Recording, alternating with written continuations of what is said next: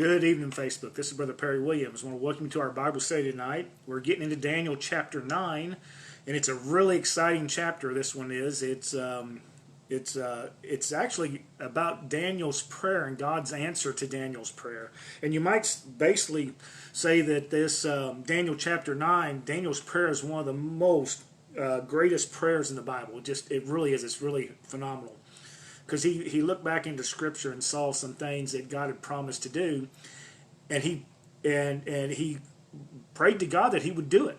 And God's answer to this prayer is one of the greatest prophetic revelations that you can find anywhere in the Bible. And we're still seeing some of this that's going to be coming true in the near future. And like I said, this is really cool. But in order to understand Daniel chapter 9, we got to go back to a little bit of a history lesson. This is going to get kind of exciting because I can't really get into chapter 9 tonight, but I want to take you through a journey that's going to bring you up to date so you'll understand what Daniel's doing and the prophecy that God gives Daniel when answering what his prayer is all about. So we got to jump all the way back into Genesis. God had promised certain people, these patriarchs, throughout the Bible, that He would bless them. He would increase them and multiply them as many as the sands on the seashore, the stars in the sky, and He would give them prosperity. He would give them land, and so on and so forth. I mean, if you look at, He told Abraham this in Genesis chapter 11, verses 31 through chapter 12, verse 7. He gave him a promise to do that. Well, some time went by, okay? And Abraham didn't fully see what everything that he was talking about. Then all of a sudden Jacob comes along, or Isaac comes along. The promise is also made to Isaac that if they would follow God, you know what, that He promised to bless them. That's Genesis chapter 26, verses 1 through 5. And then we step on a little bit farther forward into the future, and we come to a man called Jacob. And Jacob, and he's found in Genesis chapter 28, 1 through 22. He made the same promise to him, that He would prosper him, that he would give them land and everything else, and if they would follow Him. Well, we know the story about what happened to Jacob. Jacob had a name change. Jacob wrestled with God all night long, and He wouldn't let him go until He promised to bless him. So he changed his name to the name Israel. That's found in Genesis chapter 32, verses 22 through 32. So he changed his name. Now, we know Israel became the father of the nation of Israel through his 12 sons, the 12 children of Israel, or the 12 sons of Israel. And there's a list of them back there also there too. Now here's where we get another little bit of a story. Jacob had these 12 sons, and we know one of them, we're going to talk about just for a second here. His name was Joseph, okay? And now the promise is still there. The God's promise and blessing, but there's some things going on. We know Joseph was sold because the brothers were jealous. He had a couple dreams. His father gave him a coat of many colors. You know, these are children's stories we tell people in Sunday school and stuff. But you know then what happened? They sold him, told the father he had died, been torn by a wild animal, and he was carted off to Egypt. Well, many years went by, and as he went through some things, he was thrown in jail and all kinds of stuff, accused falsely and all this. But God gave him the ability to interpret dreams, and he began to do that. And he interpreted a dream that one of the pharaohs had, and it was about a famine coming. And that they needed to store up because it was going to be 7 good years, and then there was going to be 7 bad years that they've never seen before. It's going to be so bad. So he was put in charge of everything. Pharaoh lifted him up. He was so mighty in command. There was nothing that Pharaoh had to worry about with Joseph in charge of it, okay? Well, we know the famine actually happened, okay? And the Bible actually said that there was going to come a time when Israel would be in slaves to Egypt for 430 years. And that's exactly what happened. During this famine, it was so great a famine, the children of Israel migrated to Egypt. And that's where they saw their brother they thought they had sold off and they'd never seen him again, being the king of Egypt. Can you imagine what that felt like, though, looking up and seeing the person that you had tried to kill, basically, because you got scared, you didn't want to kill him, and all of a sudden you find him standing, he's the one that has power over you at this moment. Just like the dream said that he was. And they all came and bowed down to him, just like Joseph's dream was talking about that. But they moved there. The whole family did. They moved into Egypt. And after a while, some things began to happen. They began to grow in number and size, and pretty soon they became slaves to the Egyptians, just like God had said that they would be there for 430 years.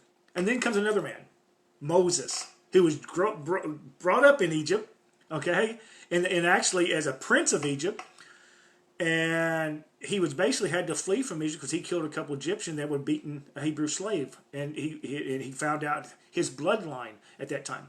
So he was driven out in the wilderness for 40 years. But God used him, told him through a burning bush that he was going to send him back and he was going to deliver them. And the children of Israel, the Hebrew children, were delivered 430 years after they became slaves there, and descendants there in that land, just like God said he did. Okay, well, Moses led them out through the Red Sea and through the wilderness to the place called Mount Sinai. And at that place called Mount Sinai, now you can find about that in Exodus chapter 12, verses 31 through 42. He led them to Mount Sinai. They got the law from God. And God promised to restore the promises he made to their forefathers. Matter of fact, when you go back and look in Deuteronomy chapter 7, verses 6 and 8, you can see where he's talking about keeping his promise that he had made. He made another covenant, but he said, I'm going to make a covenant with you. But he told them, you got to keep the covenant. And part of the covenant was the rest of the land every 7 years. They weren't supposed to farm it. They weren't supposed to do nothing with it on the 7th year. Just like on every 7 days, they were supposed to take rest. They weren't supposed to work. And they kept that for a while, but God warned them. That's found in Leviticus chapter 25, verse 66, about the land. He told them they had to do that. Well, you know how people are. They get rebellious, and they decide they didn't want to keep the land, okay? They started working the land. God warned them. He said, I'm going to chastise you if you don't obey what I'm telling you to do. And he says, and that's found in Leviticus chapter 26, verse 30 through 34. He warned them, and he did. He chastised them for a while, and it seemed to work for a little while, okay? But he also warned them that if they did not, in Leviticus chapter 26, that if they didn't keep that and follow the commandments of God, that he would destroy their nation and scatter them into all the nations. And we know that happened, okay? So we're still talking about chapter 9 here. I know we not even got to a verse yet, but you have to understand all this. So for about 100 years, so many 100 years went by, and there's this kind of a cycle that kept going on. They kept it a little bit, and then they got sidetracked, and God chastised them and everything. And pretty soon, Israel split into the northern kingdom and the southern kingdom. The northern kingdom was called Israel, and the southern kingdom was called Judah. All right. Now, the northern kingdom was really, really rebellious against God. They didn't want to listen to nothing. They had very wicked leaders and evil. They did evil on the side of God. And God allowed the Assyrians to overtake them. Now, Judah had its problems in itself. God would chastise them a little bit and everything and bring them back in line. But they had some good godly leaders, but they kind of went astray also. And God warned them through a prophet named Jeremiah. And in Jeremiah chapter 25, verses 1 through 13, Jeremiah warned the southern kingdom of Judah that, you know what? If you don't obey me, I'm going to have a nation overtake you, and you will be in captivity for 70 years. It said the Babylonians. And that's exactly what happened. Daniel chapter 1 is the beginning story of King Nebuchadnezzar, and he conquered the southern nation of Judah and took that whole land, he became the king over all. And put him in there. But God said you'll only be there for 70 years, and then I will let you go. All right, so here's where we're at right here. Chapter 1, we know what it says. That's exactly what's happened. We followed all the way up to chapter 9. Now, Daniel's very smart. Daniel knows that God has promised to take them and lead them out after 70 years. Now, we know by dates, this is right at the beginning of King Darius's reign. Because remember I told you at the beginning of each chapter, it tells you when it falls out. So if you look at how old Daniel was, 13 or 14 years old in Daniel chapter 1, all of a sudden when you get to Daniel chapter 9, Daniel's right about 60, or it's been about 69 years since, okay, because he's right around 80, since God had put them into captivity. So he starts remembering what the prophet Jeremiah had said. Now, you can break Daniel chapter 9 down in two parts, okay? One part is Daniel's prayer, asking for him to restore them and keep his promise about releasing them in 70 years. Now, we do know, and we're going to go and see this, we're going to talk about this list, we do know that Cyrus, after Darius dies, after 2 years of being in leadership, Cyrus, the Persian, allows Daniel and allows them to go back into Jerusalem, and he releases them out of their captivity, where they can go back and rebuild Jerusalem, and so on and so forth. But then you've got the second half of Daniel chapter 9, and what it's talking about is simply this. It's God's answer, and he does it in such a powerful way that he shows him through prophecy, and he prophesizes to Daniel and says this is what's going to happen.